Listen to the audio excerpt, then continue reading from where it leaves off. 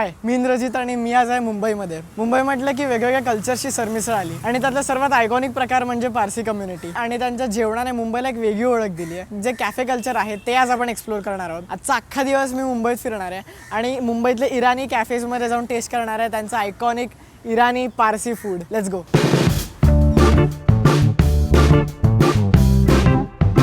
मुंबईत ब्रेकफास्टची best idea म्हणजे बन मस्का चहा आणि दिवसाची सुरुवात करायला मी आलो आहे माहीममधल्या कॅफे इराणी चाय या ठिकाणी. या जागेचे मालक यांनी अजूनही ही जागा हा कॅफे तसाच विंटेज ठेवला बरं का. नाश्ता करताना त्यांच्याशी गप्पा मारून कळलं इथला चहा आटवलेल्या दुधाचा असतो, त्याचसोबत भरभरून मस्का लावलेला बन आणि अकुरी. हा प्रकार अंड्याचा असून काहीसा भुर्जीसारखा बनवतात, मात्र अकुरीला वेगळी चव येते त्यातल्या मसाल्यांमुळे.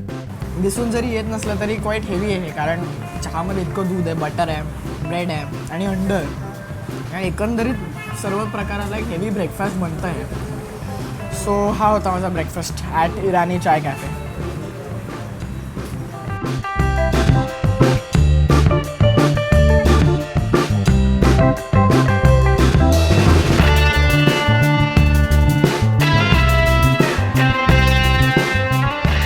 Next stop Jamie boy. जुने टेबल, खुर्च्या, कंदील, बॅकग्राऊंडमधले 70sची गाणी, एकंदरीत कमाल माहोल. सल्ली बोटी, टँगी टोमॅटो प्युरी आणि इतर मसाले टाकून बनवलेलं बोनलेस मटण, त्यावर तळलेल्या बटाट्याची शेव म्हणजेच सल्ली.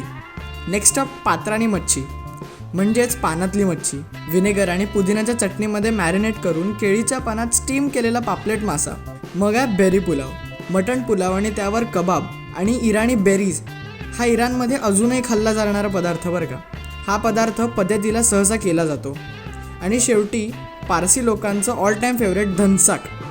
डाळ आणि मटण असलेला हा पदार्थ ब्राऊन राईससोबत खाल्ला जातो. धनसाकची चव आणि बनवण्याची पद्धत काहीशी डाळ गोष्टसारखीच आहे. आणि ह्या सगळ्याच्या सोबतीला 1800 सालापासून फेमस असलेला पलॉन्जीस कोल्ड्रिंक्स तर मॅन्डेटरी आहे बॉस. जिमी बॉयमध्ये पोट भरून जेवल्यानंतर आणि शेहजाद बरोबर गप्पा मारल्यानंतर मला अजून काही जाईल असं वाटत नाही, पण तरी याजदानी बेकरीचा एक केक खायला हरकत नाही.